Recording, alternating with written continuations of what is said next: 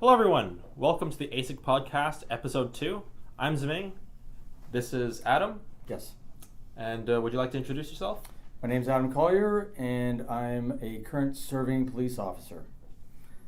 I'm also owner of Tier 1 Armament. Cool. So we've had this episode coming for a while, but we just had a hard time scheduling stuff because of the never-ending lockdowns and stuff. But we're really glad to have you here. Thanks for having me. Can you tell us a little bit more about your background and what you do? Yeah, certainly. So I'm currently serving with the police service here in Ontario. I've been with them for 20 years now. Primarily, I've been in uniform for most of that time. Some of the time, spent a little bit of time in a plainclothes capacity, street crime. I also did a traffic as well, like a divisional level, and I did a neighborhood officer program. And my current assignment is in our detective's office in the division. So I just got there maybe 2 weeks ago. Well, congratulations. Thank you. What got you interested in airsoft? How'd you find out about it? Well, I've always known about airsoft. Okay. My son, Brandon, who is now on the job, or he's at the college, the Ontario Police College, he got me involved in it. He wanted to do airsoft as well as his teammates. They got so they left the paintball side of things and went into airsoft because they wanted more realism, I guess, or a Milsim type feeling. And that is where they got into airsoft. The MagFed style, those people, like including myself, we're looking for a little more realism. I guess LARPing it might be. But, and you know what? I'm not ashamed to say it. I don't care. It's fun. You know what? I go out and it's my time. It's my social time. And that's what paintball is, but that's what airsoft is as well. So with your experience as a frontline officer, can you walk me through what would happen if, say there's a kid in the park playing with what appears to be a gun and someone calls that in? Mm-hmm. What's the process after that? What happens with dispatch? What happens to the officers? So the call comes into the call takers. Okay. They try to get as much information as they can to relay it to the dispatcher. They're putting it into the computer. The dispatcher is now reading that, and then they're giving it to the officers, as well as it's on the workstations. How many people does it go through before the information actually gets to you? So everything comes into the call taker. They're typing it in, and then it goes right to that dispatcher. She'll dispatch. So if you're taking the call and you're talking to the person and they're saying, there's a kid in the park, he's got a gun, and they're typing away, and they're like, okay, what park? Give me a description. Where in the park are they? And they're trying to get as much information as possible. Sometimes you get that information, sometimes you don't. So the call takers do their best, or if you've got somebody that's even whispering into the phone, they don't want to be caught talking on the phone saying something. So I know what that feels like. I had to whisper on the phone once during a break and enter when I was on the property and someone was trying to rob me. Yeah, and it's not easy, right? Yes. So the call takers they're trying to hear you. Meanwhile, they hopefully there's not too much background noise for them. Yes. And so they're trying to get that information, and they will relay it to the dispatcher. And if it's something of a priority, they will quickly make sure that they're aware of it. More so, the dispatcher is taking that, and as the information's coming in, they're dispatching cars. So not only do you have, and our dispatchers do an amazing job because there's a lot going on. They're getting the information from the call, they're relaying it to officers. Officers are, okay, put me on that call, put me on it, and they're trying to get the information out as everybody's trying to get on the call.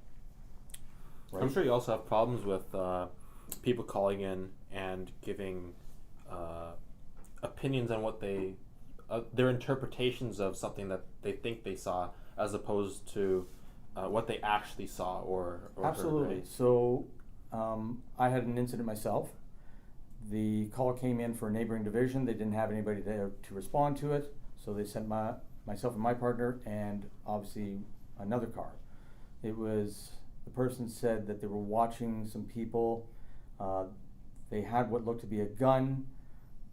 But they said, I'm not sure if it's a gun. It looks like they're filming something possibly, but I can't be 100% certain. But I think, and it might be a fake gun. That's one example right there. So with a situation like that, we're trying to get as much information. Where are they located? Where are they? How many people do we have? Do we have sufficient units going to this? So we would respond to that, and there's a number of factors that play into something of that nature. Time on the job, experience level, how much training you've had with regards to that, the information that's out there from the person that's calling it in to us. Everything is taken. You have to take everything in its totality. How many people do we have? Okay, where's the gun now? Can they still see that person? Is there one gun or is there two? Usually for us it's a rule of thumb. If you got one, there's two. So you have to be cautious when you're approaching this. There's a lot of incomplete information, I'm sure. And that's the thing. Everything isn't black and white. There's a lot of gray out there. So what happened in this specific call? So that specific call, we approached it cautiously. As soon as she said that they were possibly filming something, we still went. We got lights and sirens so far and shut it off, and then we got down to the area. We approached it cautiously, but we didn't have our guns drawn at that time. Again, it could be seen. You ask somebody else, how would you handle this? It could be seen as complacency, or it could just be experience. Again, it's how I approached it. We got there, located the people. There was no gun that we could see at the time. There was no threat, if you will. And when we stopped and had a chat, there were no issues. Nobody ran. Nobody did anything that made us more alert. So you're saying their body language was non-threatening, basically? That's correct. Okay. So when we told them what was going on, they explained that they were filming, and that it was actually basically a cops and robbers type of situation. Yes, they had a toy gun, and we checked everybody out, and it was fine. So even if the caller says it's probably an airsoft gun or it's probably a paintball gun, you still have to show up as if it's a real gun? That's right. Okay. But again, like you said, it's your mannerisms. That also plays into how we will react as well. Do you think the mannerisms are more? Do you think that you would react more to the person's mannerisms or what you actually see in their hands? Well, we do have to, and that's the hands are the delivery method. So that's what we're watching. We're watching where are the hands. If somebody's reaching in their pockets, I have no problem telling people, get your hands out of your pockets until we're done talking. And that way, at least I can see the hands, no problem. We can deal with this. But again, if they're hiding their hands or you can't see them, that's, again, goes back to mannerisms. Where are the hands? Because that's the delivery method. That's how they're going, if they do have a real gun or if they have a fake one. So, in going back a little bit to your first example, when you had the amateur filmmaker, what kind of gun was it that they had? Was it an airsoft gun? Was it full black? You know what? It was a black handgun. I don't even remember what it was, if it was an airsoft or not. But it was quite realistic looking? Oh, absolutely, yes. Okay.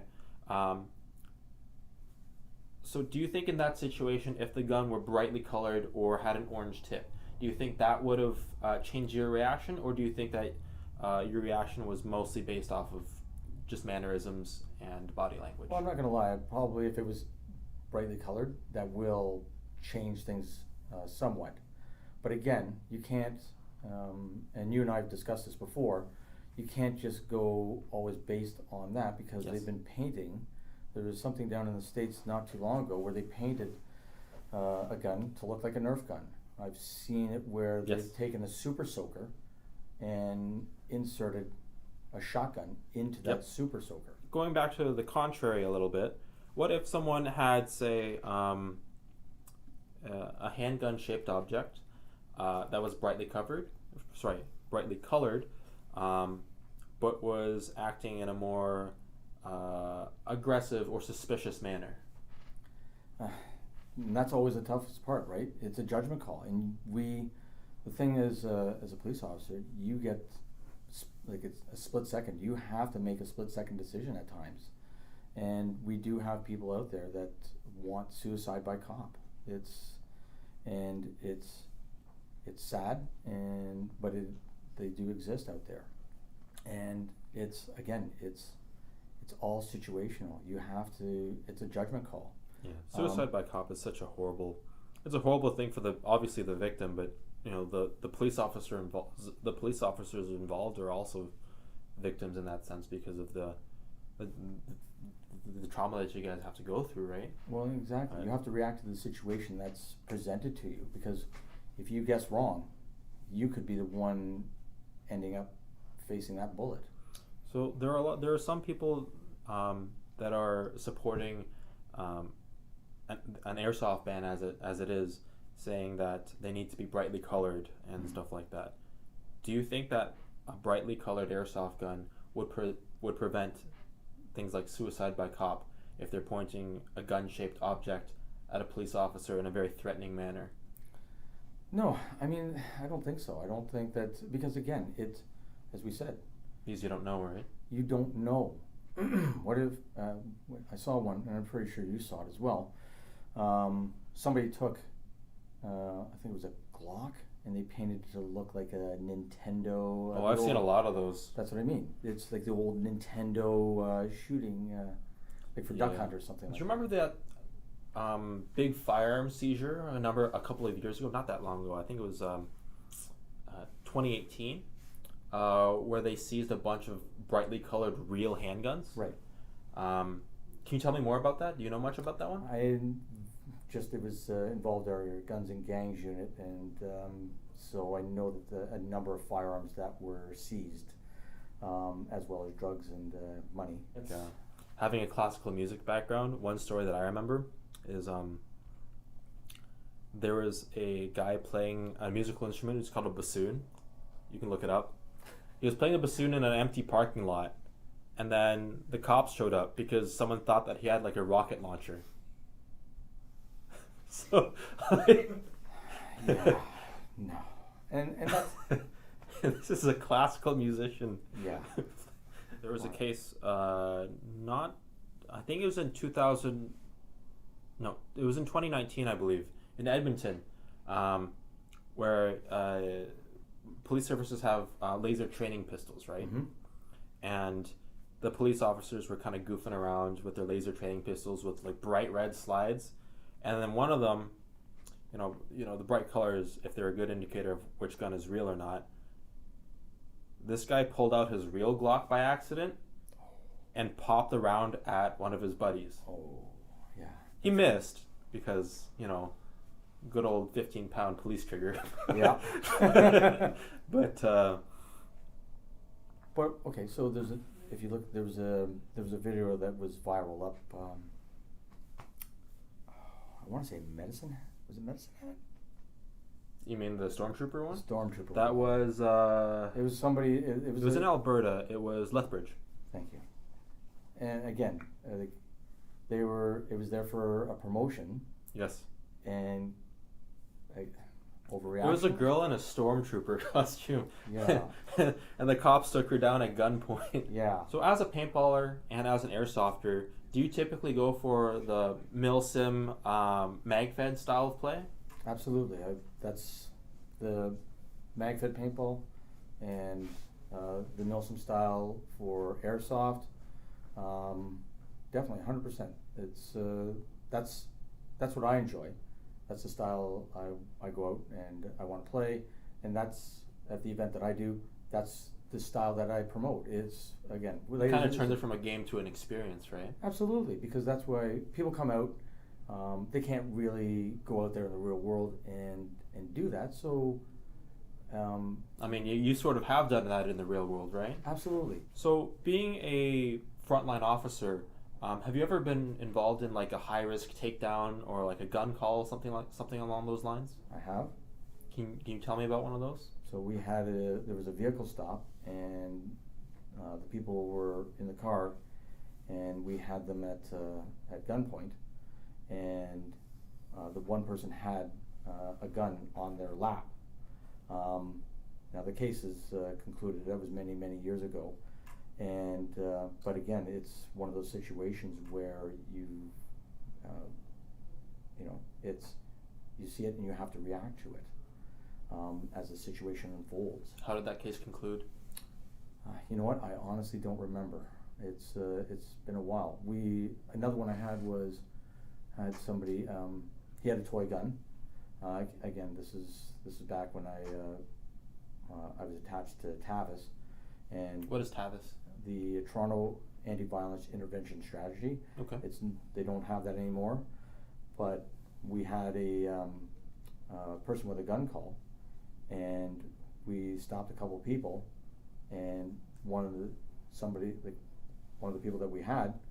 Now, again, it was situational. We didn't have our guns drawn on that person at the time, but we stopped them, we detained them, and doing a pat search, not going into the pockets or anything, but on the pat search, got to his lower back, and there it was. And it's a different situation, because now it's like you've got a gun, and now you've got to make sure that they're not trying to grab for the gun or get away or anything of that nature. So everything heightens, everything goes up faster to a different level. I guess if the gun is concealed under clothing, it doesn't matter whether or not it has bright colors or anything like that, right? Exactly, that's right, because it's an outline. So you don't know if it's a toy or not at that time, right? So because it's just the outline. So it's you have to, again, it goes back to training, your experience on the road, what you've been involved with, how confident and competent you are in your abilities, and all your information that you're being given by the call taker, as well as you've got, is it daytime? Yeah, is it for nighttime? sure. What kind of lighting are you working with? Everything it's situational. Yeah, it sounds like a very, very tough situation to be in, and it's obviously not as black and white as people want to make it seem. That's right. I mean, I could, case in point, if and it's, hopefully this isn't meant to upset anybody, but the van attack on Yonge Street. Yes. When that happened, there was an officer who located the suspect. Yes. And from what I remember seeing on the news or hearing was that person he had a cell phone in his hand, but he was trying to make it seem like he had a gun. Yes. And trying to get the officer that, if that was me looking at it, I'm saying he wants that officer to shoot him. Yes, for sure. Trying to engage. It was undoubtedly an attempt at suicide by cop. And that officer had to make a judgment call. So, and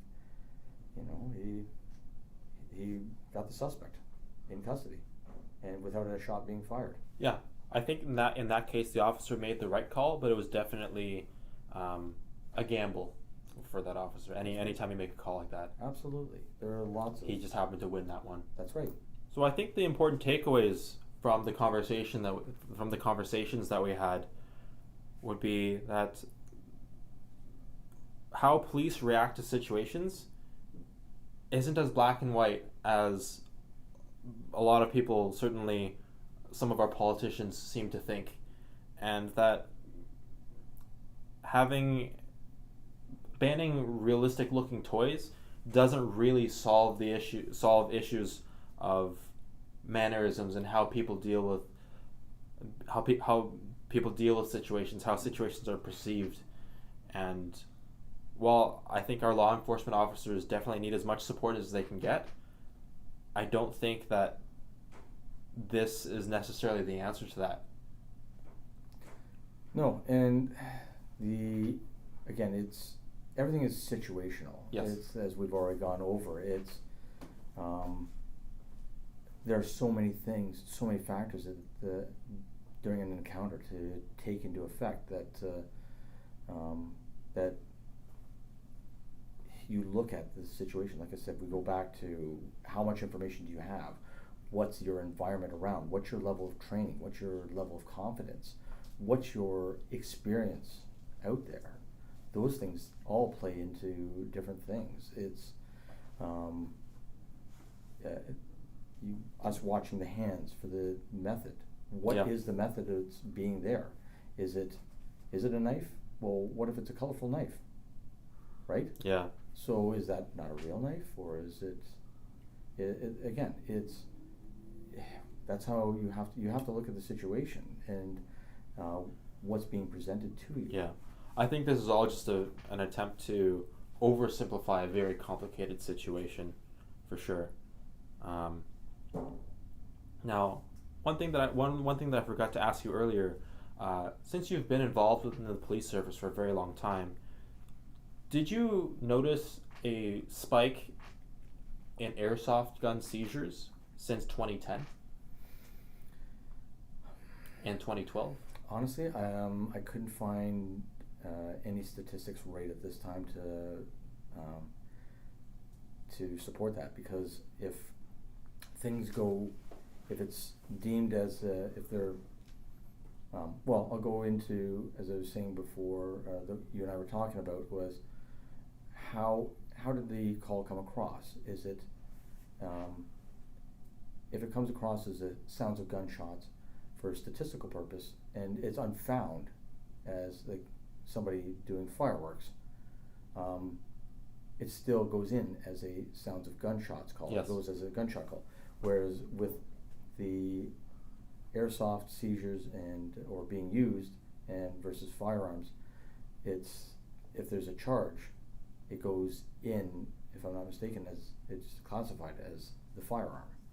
So I'm not sure if there's any real statistical data with regards to that.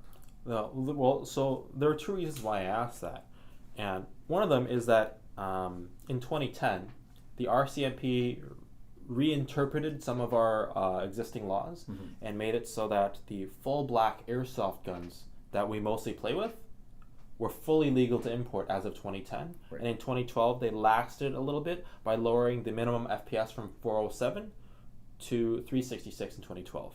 So my logic would be, if these full black airsoft guns that are being targeted by the government are causing a problem, you should have seen a massive influx after 2010, right? Though another thing that I did notice was that I don't remember what year, but some police services changed the definition of crime gun.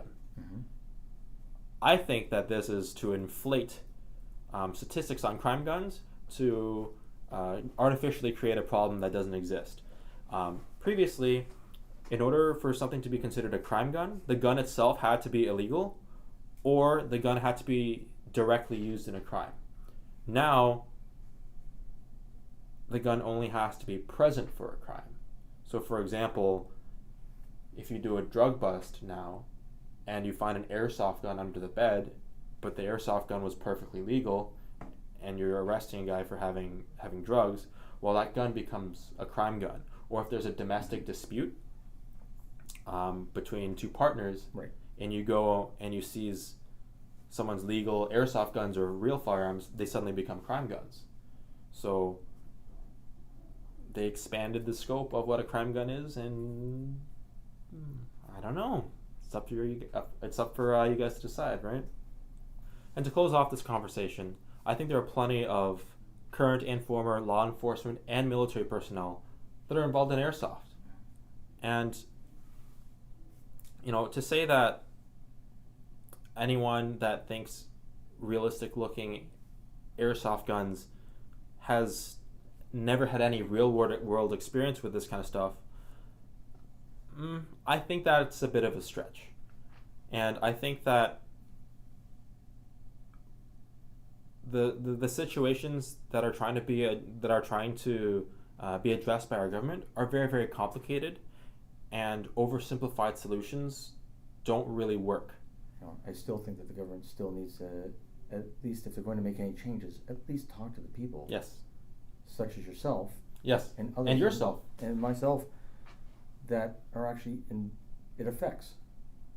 They need to sit down with us and have these frank discussions. They need to talk to, they need to talk to people like us about this issue, people that are directly affected. They need to talk to frontline officers that are actually dealing with this. They can't just take the opinions of other politicians and then run with that, right? Right. Well, thank you, Adam. Thank you so much for coming down and having this chat with us. We really appreciate having your insight.